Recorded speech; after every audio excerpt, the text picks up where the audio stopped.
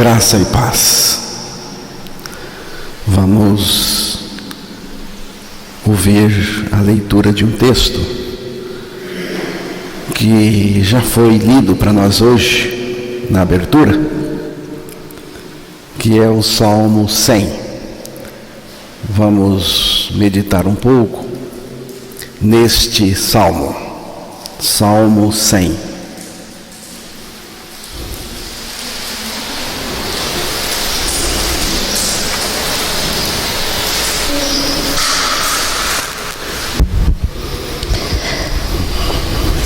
Celebrai com júbilo ao Senhor todas as terras. Servi ao Senhor com alegria, apresentai-vos diante dele com cântico. Sabei que o Senhor é Deus, foi Ele quem nos fez, e dele somos o seu povo e rebanho do seu pastoreiro. Entrai por suas portas com ações de graça, e nos seus átrios com hinos de louvor. Rendei-lhe graças e bendizei-lhe o nome, porque o Senhor é bom, a sua misericórdia dura para sempre, e de geração em geração a sua fidelidade. Que Deus revele tudo isto, que é muito, ao nosso coração. Este salmo é um salmo de louvor, de júbilo, de adoração, de ações de graças a Deus. E é assim que temos que adorar o Senhor, com veneração, com celebração, com júbilo, com alegria, com gratidão, com cântico, com hinos de louvor, rendendo graças e bendizendo o nome do Senhor. E tudo isto com muito entusiasmo. E o próprio Deus é Ele que produz, que gera tudo isto na gente, dentro da gente. O Espírito Santo faz com que essas coisas sejam sempre novas e crescentes dentro de nós. E de dentro de nós vaza, derrama, como um rio que encheu e transbordou as suas águas. O Senhor nos fascina. Deus é um ser que fascina. O Senhor Deus, Ele nos fascina. A sua pessoa, Ele mesmo nos leva a termos prazer nele. Deus mesmo me leva a ter prazer nele, que o meu ser tenha prazer em Deus, na pessoa de Deus, no ser de Deus. Salmo 37, o verso 4.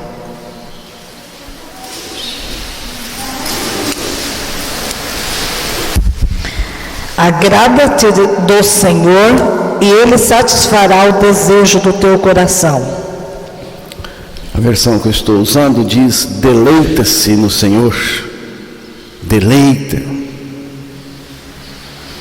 Deleita-se no Senhor, e Ele atenderá aos desejos do seu coração.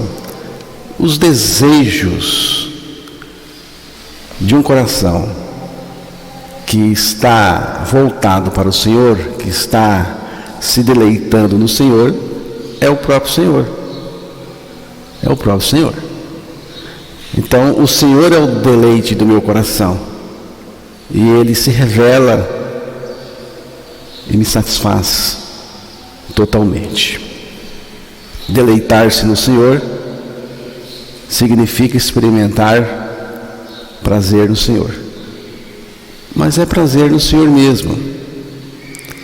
Não é nas coisas do Senhor, temos prazer nas coisas do Senhor também, mas aqui é prazer no Senhor mesmo, nele mesmo, na pessoa de Deus. É deleitar-se no próprio Senhor, que é Cristo, que está em nós, que está vivendo em nós. Estou crucificado com Cristo e vivo não mais eu, mas Cristo vive em mim. Cristo vive em mim. Que prazer! É um cântico que nós cantamos aqui.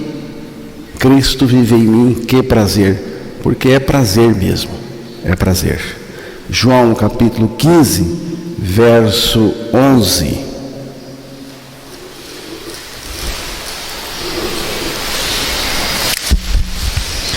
Tenho-vos dito estas coisas para que o meu gozo esteja em vós e o vosso gozo seja completo. Jesus dizendo aos seus discípulos, para que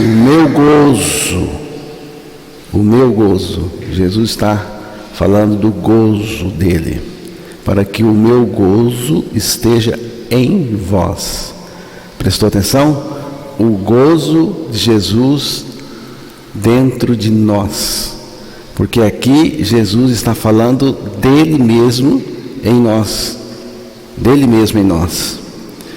Este gozo dentro de nós, dentro da gente, independe das circunstâncias. Irmãos, um cristianismo sem prazer, o prazer verdadeiro, prazer em Deus, é um cristianismo com muito enfado e também insuportável. Se você não tem prazer em Deus, se você é um crente que não tem prazer em Deus, o seu cristianismo, sua prática, ela não vai longe. Você vai se sentir enfadado e vai se tornar uma coisa assim insuportável para você. Como que nós somos percebidos pelas pessoas? As pessoas nos veem vibrar com esse Deus, porque o Salmo 100 é isso. Você vê ali alguém vibrando.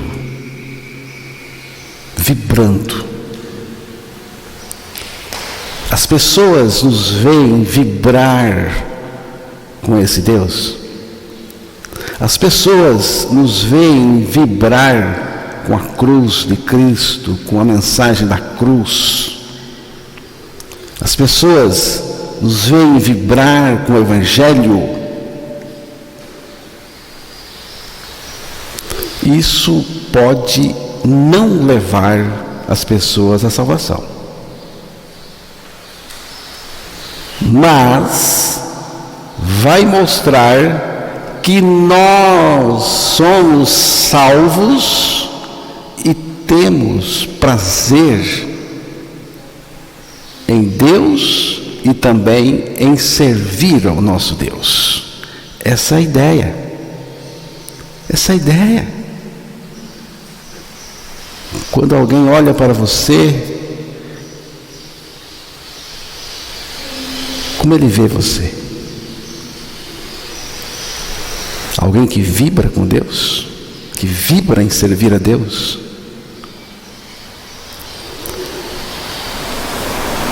Se as pessoas não veem que Deus nos fascina, que Ele é o nosso prazer, certamente elas verão que alguma coisa nos fascina, que alguma coisa que não é o Senhor é o nosso prazer. Deus nos fascina, irmãos. E é assim que eu tenho que ser visto pelas pessoas. Alguém fascinado por Deus, totalmente apaixonado por Ele. Porque isso é o Salmo 100. Agora, se as pessoas olham para mim e me vê desanimado com Deus, bicudo, nervoso, enjoado, então, qual é a mensagem que eu estou passando de Deus para mim? A pessoa vai dizer o seguinte: não vale a pena, não vale a pena, nem ele acredita, nem ele está animado. Se Cristo vive em nós, nós vamos vazar gozo, gratidão, admiração e veneração diante dele. É assim que vamos estar diante de Deus, porque Deus nos fascina tanto, entrou em nós e sai de nós em forma de admiração, louvor, gratidão e tudo mais. Mateus 6, 21.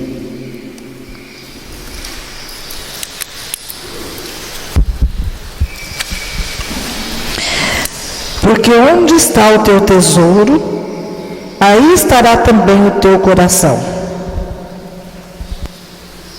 Você vê o próprio Jesus dizendo: onde está o teu tesouro, aí estará também o teu coração. Onde é que está o teu tesouro?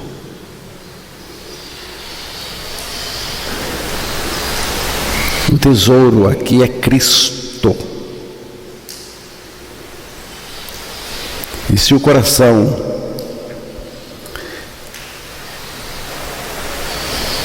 se o meu tesouro é Cristo, o meu coração está nele, está voltado para Ele totalmente.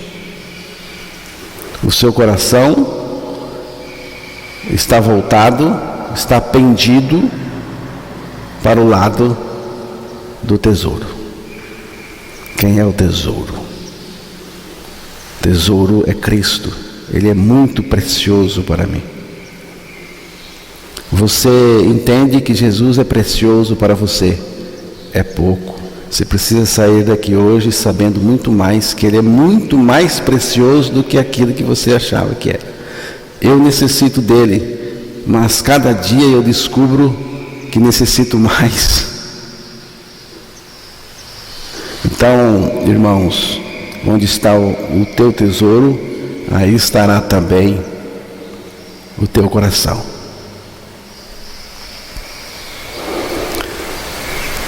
Se o seu coração está no Senhor, então Ele é o seu tesouro. As pessoas olham para você e veem para onde o seu coração está pendido. Tem uma torre na Itália, a Torre de Pisa.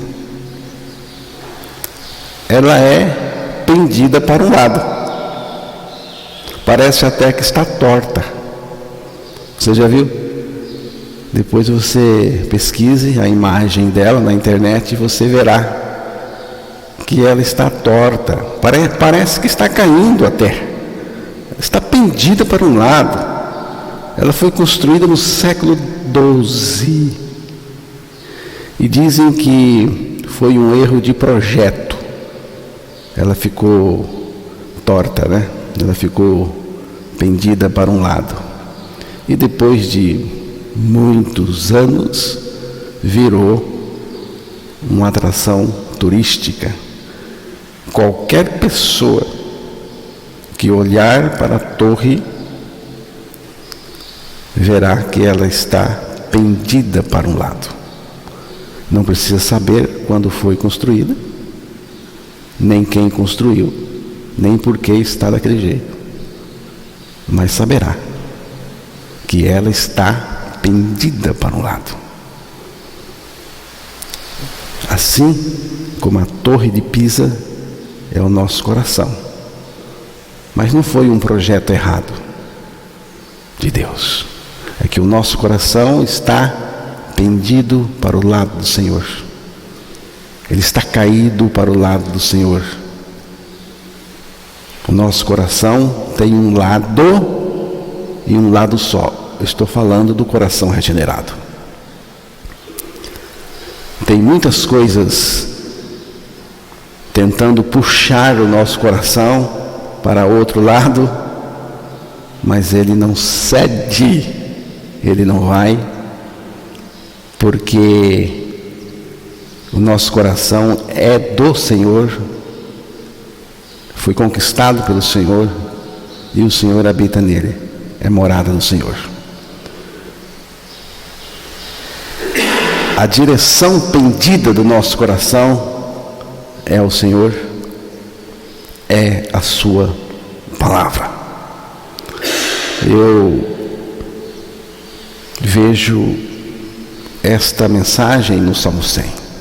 Um coração totalmente voltado para Deus, e que pode ser notado pelas pessoas que o nosso coração está realmente voltado para Deus. Esta é a mensagem do Salmo 100.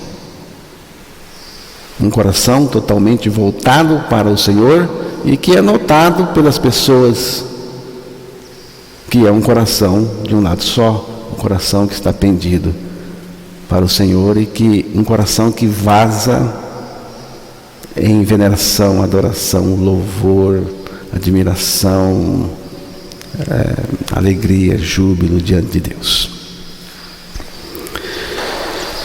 Salmo 100, verso 1.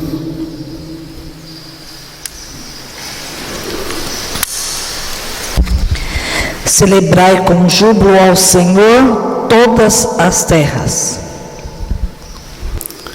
Celebrai com júbilo ao Senhor. Celebração sem júbilo, sem alegria no nosso interior. Alegria do Senhor, alegria por causa do Senhor. Essa celebração, ela não é boa. Aqui diz: celebrai ao Senhor com alegria. Alegria. Não é aquela alegria da frivolidade, aquela alegria da palhaçada, do circo, da piada. Não é aquela alegria da comida, da bebida, mas a alegria verdadeira, a alegria por causa da nossa regeneração em Cristo, por causa da nossa morte em Cristo, nossa ressurreição em Cristo, por causa da pessoa de Cristo em nós e por causa da nossa comunhão com Ele, da nossa intimidade com Ele, com Deus. A nossa alegria não se baseia no nosso sucesso, se deu certo ou deu errado, mas em saber que em Cristo nós morremos, também ressuscitamos e agora Ele está em nós, vivendo a sua vida justa e santa. E agora nós podemos celebrar o Senhor que está em nós e celebrar com alegria. É a festa do Evangelho. A festa do Evangelho é todo dia e acontece dentro de nós. Ela é celebrada aqui, porque a festa do Evangelho é a celebração de uma pessoa de Jesus, no nosso interior.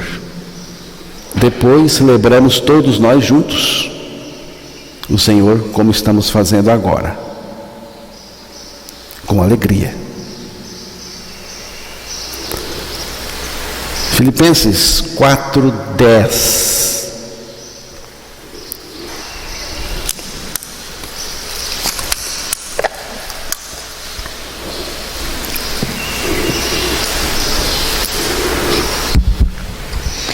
Alegrei-me sobremaneira no Senhor, porque agora, uma vez renovaste o meu favor, o vosso cuidado, o qual também já tinhais antes, mas vos faltava oportunidade. O apóstolo Paulo, ao receber ajuda dos filipenses, ele se alegrou grandemente, sobremaneira, uma alegria sobremaneira, muito grande, uma alegria no Senhor. Veja bem, o contentamento dele não vinha das coisas que ele recebeu daqueles irmãos, da ajuda, mas da relação que ele tinha com o Senhor. Porque ele diz assim: me alegrei sobremaneira no Senhor, a pessoa do Senhor produzindo esta imensa alegria. Alegrei-me sobremaneira no Senhor. No Senhor é a expressão que temos que notar aqui. No Senhor. O que significa no Senhor? Significa uma relação profunda que temos com o Senhor. Nós nele, ele em nós. Nós nele, ele em nós. Nós nele na cruz, com ele morremos. Ele em nós na ressurreição, com ele ressuscitamos. E ele está em nós agora. O que realmente importa é não se importar com as circunstâncias, mas em conhecer a suficiência de Cristo em nós, em meio a qualquer circunstância. Deus nos crucificou em Cristo para nos levar à seguinte condição: não mais eu, mas Cristo em mim. Este mundo não é fácil. Não é fácil viver neste mundo. Depois do pecado, a coisa é muito difícil. Vivemos num mundo muito difícil, agressivo. O mundo é agressivo, pesado, irritado, agitado,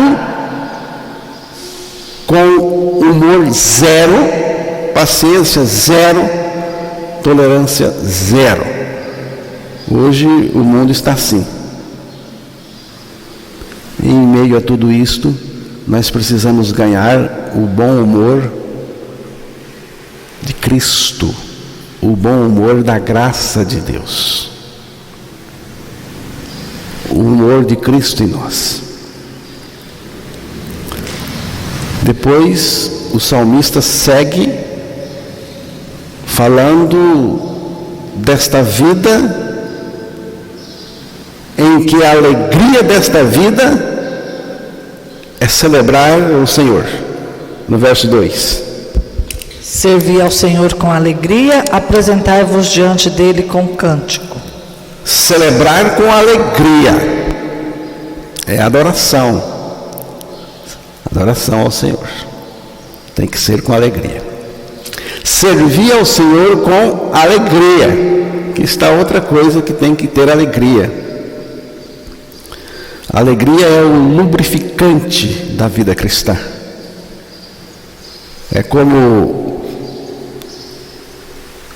a dobradiça da porta que está velha, e você abre e começa a fazer aquele barulho irritante. E você vai lá e coloca um óleo ali, um antiferrugem, limpa, aí você abre a porta e ela corre macia, sem barulho, sem irritação. A alegria do Senhor produz isso na nossa vida, irmãos. Servir ao Senhor sem alegria é como uma porta, uma dobradiça de porta enferrujada. Servir ao Senhor sem alegria é como uma dobradiça enferrujada. fica aí na igreja, aí, falando de todo mundo, questionando todo mundo, irritado com todo mundo. Está muito bem. Você vai, chama a atenção, você fala alguma coisa. Para que falar? Aí você começa a escutar o barulho, a irritação. Servir o Senhor assim não adianta, não. Para quê? Servir o Senhor com alegria. Ninguém deveria estar aqui hoje por obrigação. Se você veio aqui por obrigação, o seu conceito de vida cristã é um conceito errado. Você veio aqui porque você está atraído pelo Senhor. Há um prazer nisso. Sem alegria, a vida cristã, para falar a verdade, nem existe. Nem existe vida cristã. Se tirar a alegria do servir, esse servir vai ficar penoso, pesado, doloroso, dificultoso, vai ser uma tortura. E a vida cristã é desse jeito para muitos crentes. Por quê, irmãos? Porque não tem natureza para servir, não tem natureza para obedecer. A velha criatura, ela é inadequada para o reino de Deus. Ela não tem natureza para isso. Em relação a Deus, o pecador é portador de uma inabilidade. Não tem essa competência. A natureza do pecador é inapta para o reino de Deus. Por isso que a proposta do Evangelho, a proposta de Cristo é acabar com a nossa vida pecadora, crucificando-nos em Cristo, para nos levar à seguinte condição: não mais eu, mas Cristo em mim.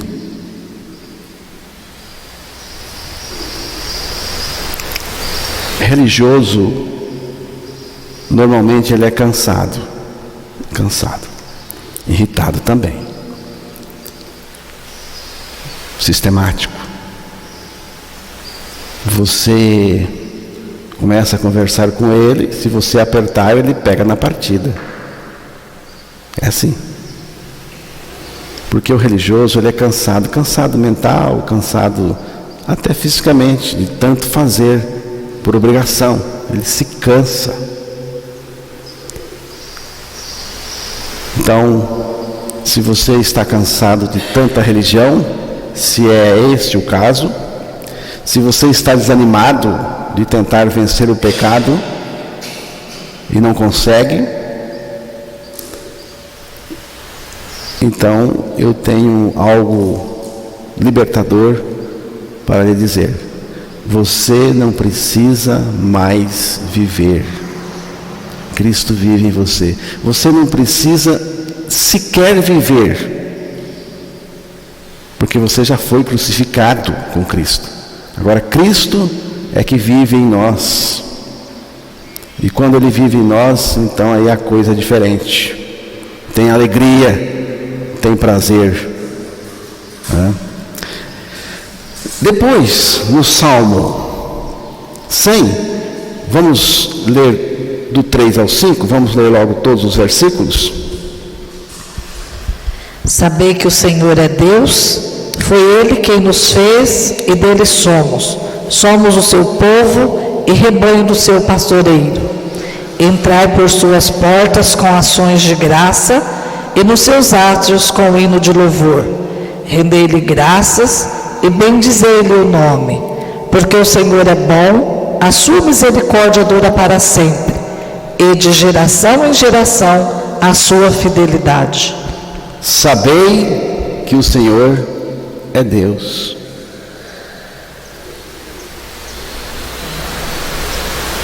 Está tudo ligado uma coisa na outra, aqui no Salmo 100.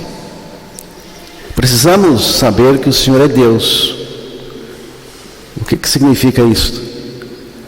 Precisamos saber que o ser divino que estamos adorando, louvando, se alegrando nele, que é o nosso prazer, é o Senhor soberano do universo.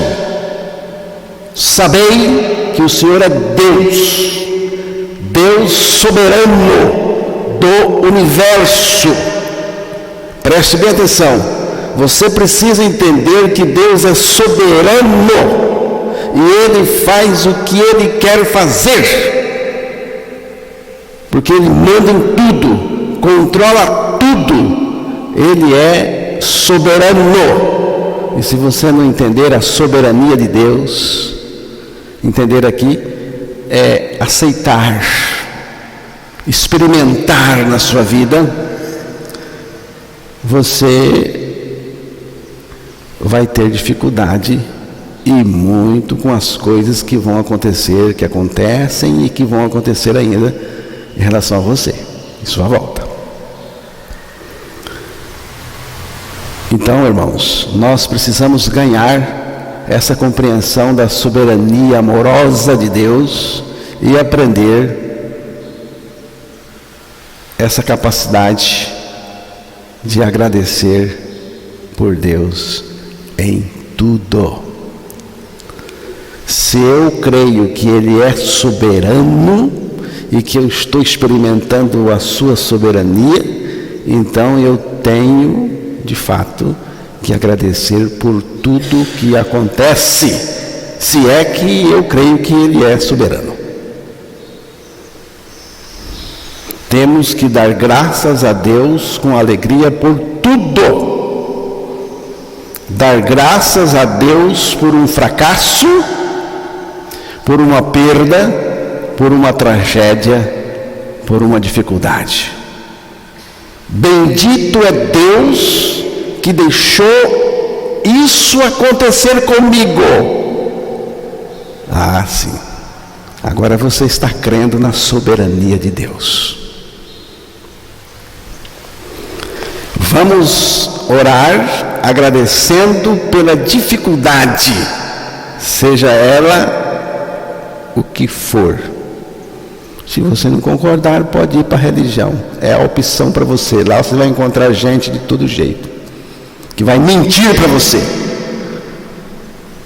mas aqui eu creio na soberania de Deus e por isso vou dizer para você agradecer por aquilo que está acontecendo com você, porque Deus é soberano e Ele sabe por quê, e mais, Ele é bom. Aí no Salmo 100 lá diz que Ele é bom. Reconhecer que Deus é soberano.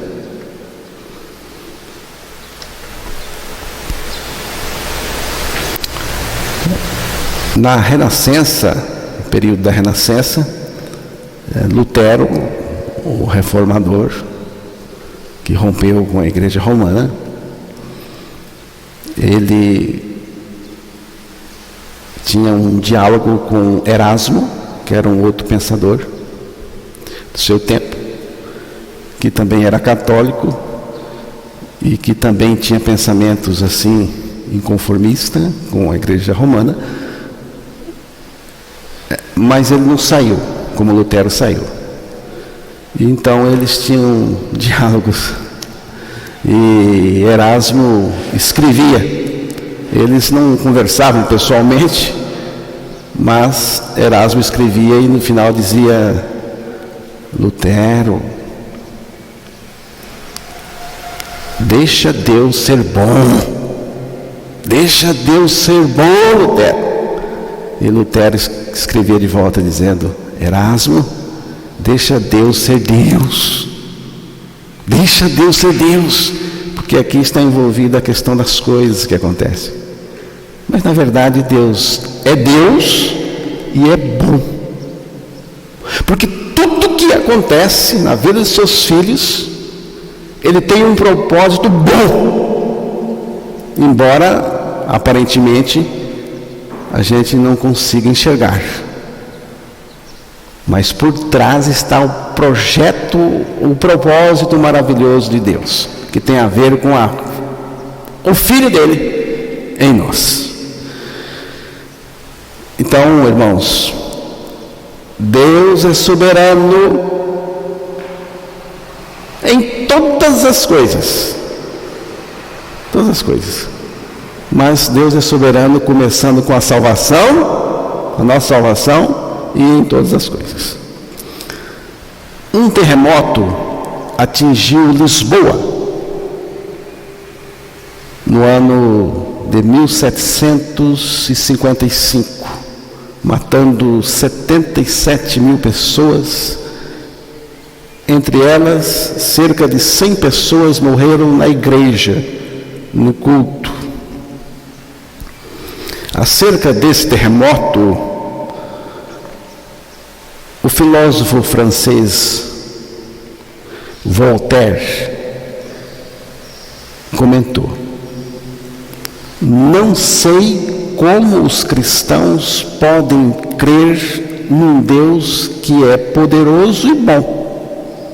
Se fosse poderoso, não teria acontecido. E se fosse bom, teria intervido. Essa é a cabeça de um filósofo iluminista sem a luz de Deus. Tem a luz da cabeça dele, mas não a luz de Deus. Romanos 8, verso 29.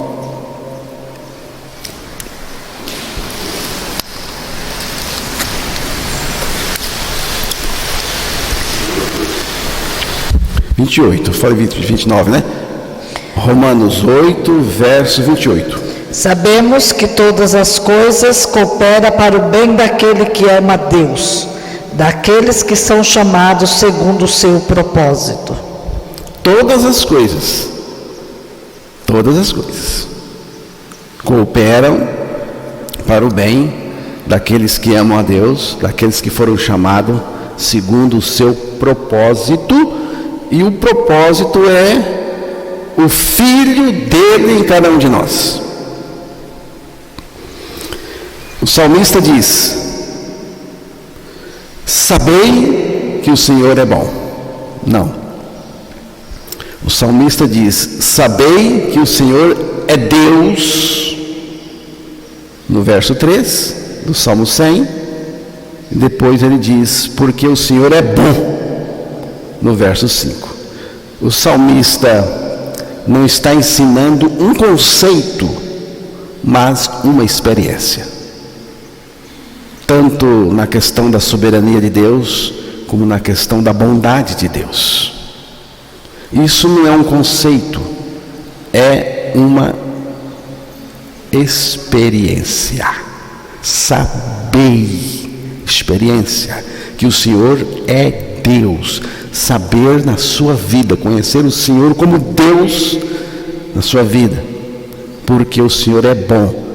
Também aqui é uma experiência, eu preciso experimentar a bondade de Deus na minha vida. O salmista não está então ensinando um conceito, mas uma experiência. Quando experimentamos que o Senhor é Deus e que Ele é bom, isso muda a nossa visão acerca de Deus, como Paulo disse em Romanos 8, 28, que já foi lido para nós. Muda o nosso coração. Aí nós não vamos querer questionar Deus, não vamos querer orientar Deus, não vamos querer negociar com Deus, não vamos mais querer dar conselhos ao Senhor, nem mais apresentar a Ele a nossa lista diante dEle, para Ele. Porque tem gente que ora e você percebe que ele está tentando orientar Deus na oração, ele está tentando ensinar Deus como Deus tem que fazer. Qual é o pai que diz para o filho: filho, abre a boca? e fecha os olhos e coloca na boca do filho um escorpião ou uma pedra. Qual é o pai que vai fazer isso? Esse não é o caráter de Deus, do Pai Celestial, independente das circunstâncias. Qualquer coisa que acontecer, o caráter não é um caráter mau, terrível para você. Não é para prejudicar você. Temos que entender. Deus tem um propósito. Ele pode pegar isso, o que aconteceu, e transformar no nosso bem. Ou seja, para formar o caráter de Cristo em nós. Esse é o seu grande propósito. Depois o texto diz o seguinte: foi Ele quem nos fez, e dele somos o seu povo e rebanho do seu pastoreio. Aqui também envolve a nossa regeneração. Deus em Cristo nos salvou para Ele. Nós somos criados, mas nos perdemos na criação. Quando o pecado entrou, nós fomos agora regenerados em Cristo. Deus em Cristo nos salvou para Ele. E o rebanho do seu pastoreio, eu gosto desta expressão, o rebanho do seu pastoreio, é o que somos agora, depois da regeneração. Aqui entra a salvação.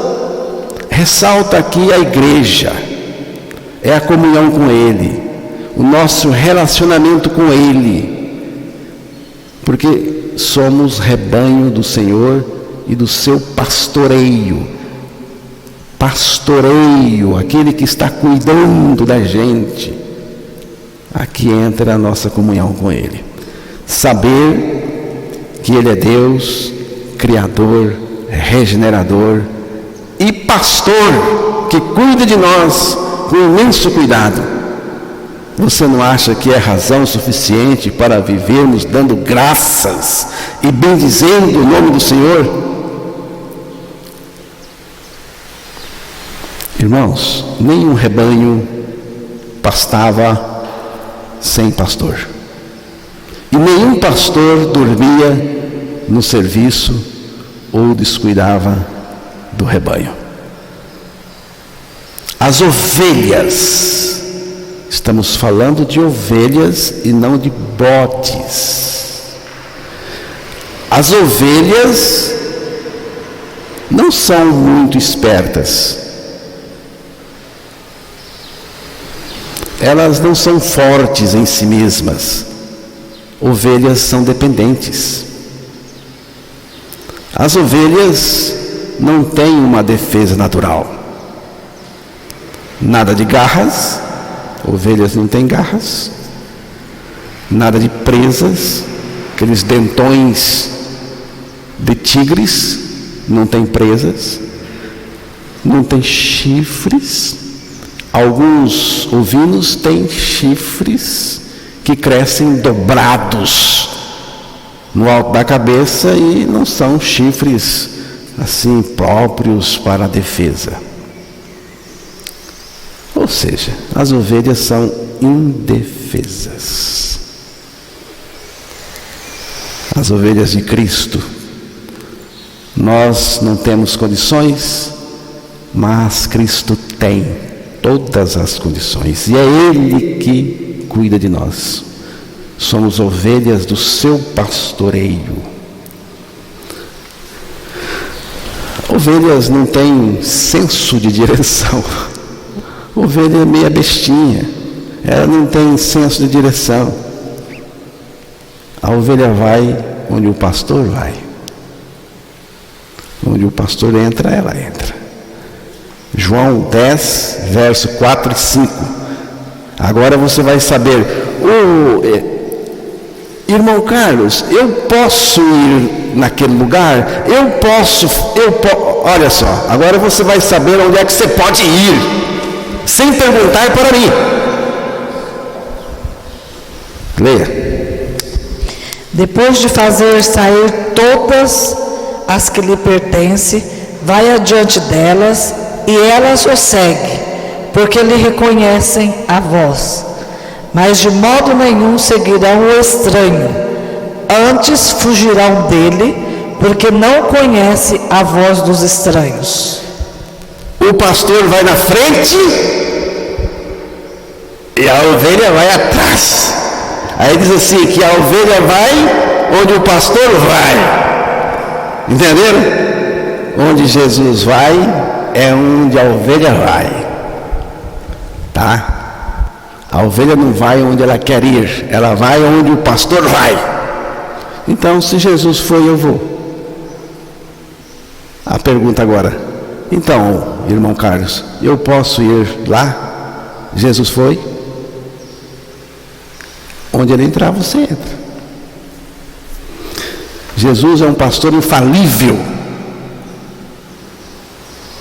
O Senhor é o meu pastor, nada me faltará. Quando ele é o meu pastor, então ele é o meu tudo. Temos motivos de sobra para rendermos graça ao Senhor. E o motivo principal é a cruz de Cristo. A base do nosso culto é a cruz de Cristo. E a maneira de expressá-lo é com celebração, com júbilo, com prazer, ações de graças, louvor e bendizer o seu nome, independente das circunstâncias. É o culto. O culto é assim.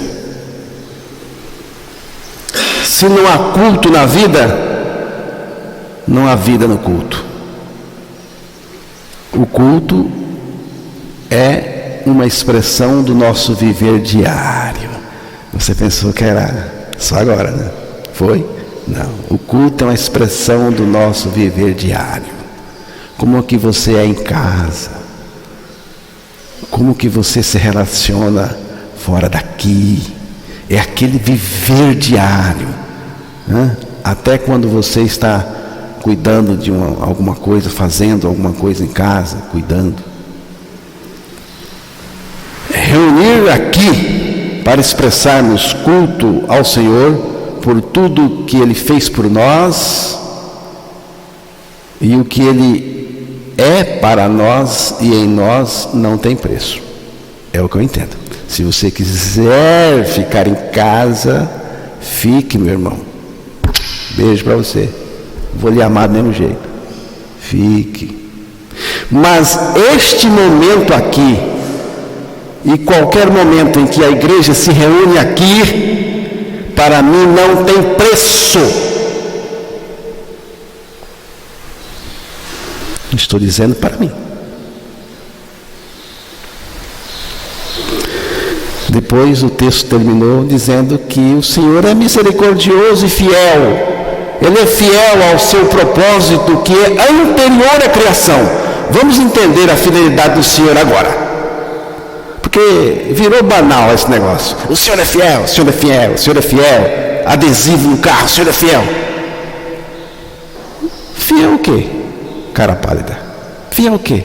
Você já entendeu isso? Ele é fiel ao seu propósito, a Ele mesmo. E o propósito que Ele é fiel é anterior à criação, é anterior à regeneração, é anterior a tudo. Sua fidelidade é anterior. Eu tenho orado ao Senhor dizendo o seguinte: Senhor, eu quero experimentar cada dia prazer no Senhor, independente das circunstâncias, porque não é fácil. Motivo para ficar irritado, desgostoso,